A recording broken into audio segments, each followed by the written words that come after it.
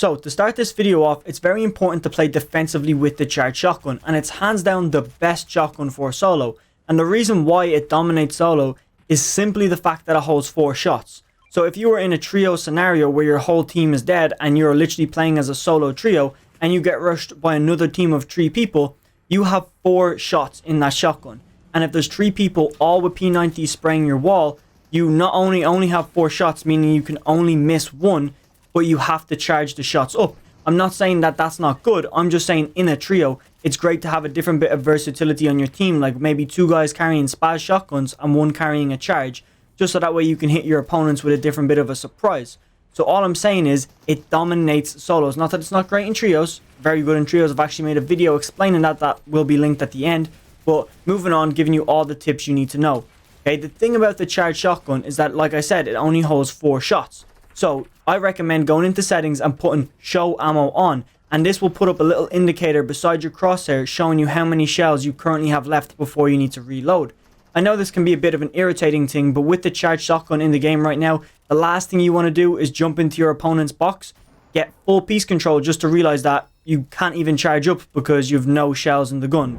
The next tip is it's actually a good idea to take a build fight with the charged shotgun, and you've probably never heard me say this before. I'm always saying take a box fight because it's going to conserve your mats.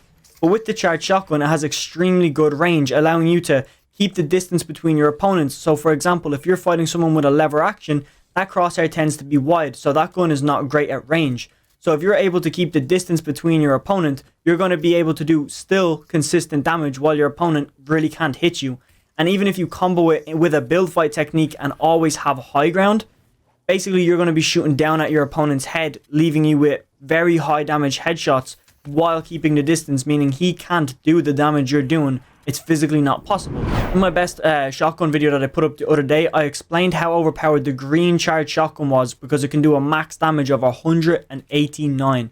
This is better than a purple pump, so definitely side grade any green shotgun to the charge to get a big advantage on your opponents because they're probably not aware that it does 189 damage. And in teams, okay, so for example, duos, I recommend that one player use the charged shotgun and another player use the pump. This gives a lot of versatility in the game mode, especially if you guys wear the same skins.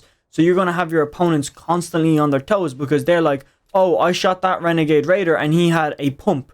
But then they go to push you and they break your wall, they claim it, but the same Renegade Raider apparently has a charged shotgun now. But really, you're just playing with the same skins on, and one of you is carrying a spaz and one of you is carrying a charge, and your opponents are going to think you have one of the 2 weapons, meaning they'll play the fight differently. But when you have that charge, especially in duos, if your opponent's able to do all the editing and you just charge it up, so they'll, edit a Dorito and you have the charge ready to go, it's very overpowered and you'll do a lot of damage and win a lot of fights very easily with this strategy. So this next tip only applies to keyboard and mouse players, but it's very, very overpowered, and I honestly feel bad for any controller player that has to come up with a guy who knows how to use this very effectively.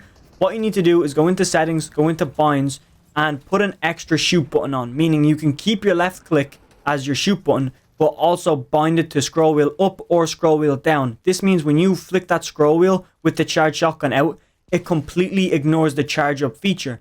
Now look, I know you can just double tap it, but what I mean is this is even faster than double tapping it, and you're going to have a fire rate similar to that of a tac shotgun. So imagine having 2 guns in one now, and don't forget, the charge still has that long range unlike the tac, and the tac isn't even in the game anymore. So by using the charge, you can play a tac play style at sometimes, or start using it like a pump and play very defensive like I said at the start of the video, which just makes it very, very overpowered, especially if you're coming up against a controller player that can't do this. So put that setting on right now. So when it comes to your aim and hitting more shots with the charged shotgun, this tip is just going to blow every other tip that was in this video out of the water. What you need to be doing is practicing tracking instead of flicks. A lot of people, when it comes to shotguns, they look at flicks because, you always want to be able to snap to your opponent's body or head with a shotgun. But with the charged shotgun, there's a slight delay after you release your finger from either your shoot button on controller or your fire button with your mouse, your left click. When you release your finger from those buttons, there's a slight delay before your pellets actually leave the gun. Meaning you could flick to somebody, shoot, but they might not be there when the pellets leave your gun. So you need to be constantly tracking your opponents with your crosshair. Similar to what you do with an SMG when you're kind of hip fire spraying. keep your crosshair on them. So get that down. Start incorporating that into your aim labs, your Kovacs, or your aim duel routines. Focus on tracking rather than flicks if you really want to get good with the charged shotgun. Make sure you're playing with controller movement on your keyboard, because this is going to allow you to have a lot better movement. Controller people, you already know what it is. You have that shit on by default. But the reason why you want to get controller movement is because it's going to allow you to be more agile in box fights, build fights, and in those tight situations.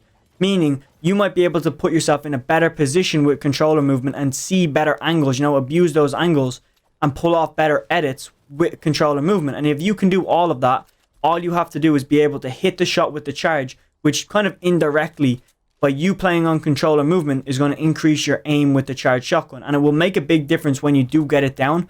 So definitely put controller movement on if you haven't already. I know it takes a while to learn, but when you really learn it, it's so overpowered. And with that said, if you want to improve your movement anymore, the video on screen right now will show you all types of exploit techniques that still work here in Season 8, as well as a lot of building techniques used by players like Mr. Savage in build fights that are actually in-game, not creative warrior shit, real shit. Click on that. I'll see you in the next video. Make sure you subscribe.